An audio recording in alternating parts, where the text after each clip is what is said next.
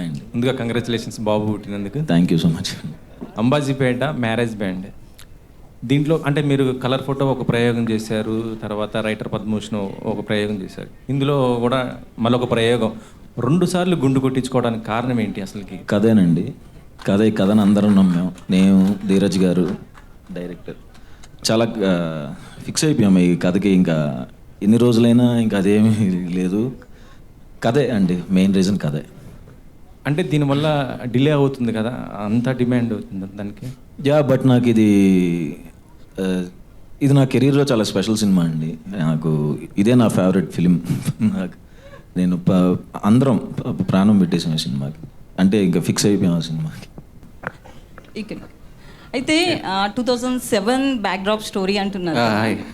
So ఇది real స్టోరీనా ఏంటి, మీరు చూసిన స్టోరీనా?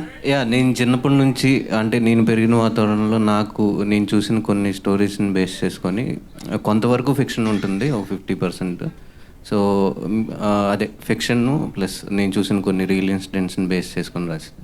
సుహాస్ గారు అడగండి. సో అంటే మీరు కలర్ ఫోటో తీసుకున్నా, ఇప్పుడు ఈ మూవీ తీసుకున్నా కూడా కులాల బ్యాక్డ్రాప్లో సినిమా వస్తుంది. సో మీరు దానికి యాప్ట్ అవుతారనుకుని చేస్తున్నారా, లేదా స్టోరీస్ నచ్చి చేస్తున్నారా? కులాల బ్యాక్ డ్రాప్లో అసలు నేను ఏ సినిమా చేయలేదండి. Colour discrimination. కులం కాదు అది, కలర్. కలర్ కావచ్చు కానీ అంత మంచి డైలాగ్ వేసానా? ఓకే. సో మీ పెళ్ళికి కలర్ ఫోటోలో పెళ్ళికి సంబంధించి కులాలే కదా అక్కడ టాపిక్? కాదండి, సునీల్ అన్న క్లారిటీగా చెప్తారు అందులో. నాకు తెల్లగా ఉన్నోడితోనే ఇస్తాను తప్ప ఇలాంటి నల్లోడికి ఎందుకు ఇవ్వాలి అంటారు. సో ఈ స్టోరీ సెలెక్ట్ చేసుకోవడానికి ఏంటి రీజన్ అంటారు? కథ చాలా బాగుంటుందండి. ఇక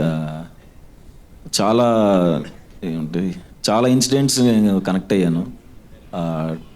2007 ఆ టైంలో గోదావరి దగ్గర జరిగిన స్టోరీస్ అండ్ మన డైరెక్టర్కి జరిగిన ఒరిజినల్ ఇన్సిడెంట్స్ కొన్ని ఉన్నాయి, వాటిని నేను బాగా కనెక్ట్ అయ్యాను. సో అందరూ కనెక్ట్ అవుతారు అనుకునే చేస్తాను. శరణ్య గారు,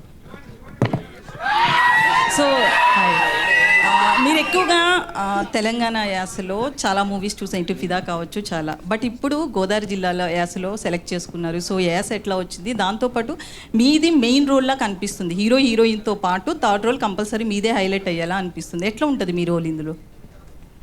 టీజర్ అండ్ ట్రైలర్లో చూపించినట్టు సేమ్ అంతే సీరియస్గా, కానీ ఫ్యామిలీ లవ్ అంటే నాకు మా తమ్ముడికి ఉన్న ఎమోషన్, పేరెంట్స్తో ఉన్న ఎమోషన్ అలాగే ఉంటుంది. At the same time serious అయితే పద్మ అనే క్యారెక్టర్ ఎలా ఉంటుంది అనేది మీకు అర్థమైపోతుంది సినిమా చూస్తే.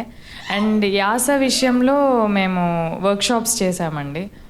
ఒక 15-20 days యాస ప్రాక్టీస్ చేయడం కానీ, మాట్లాడడం, డైలాగ్స్ ప్రాక్టీస్ అందరం, నితిన్ గారు, నేను, సుహాస్ అందరం రెగ్యులర్గా ప్రాక్టీస్ చేశాము.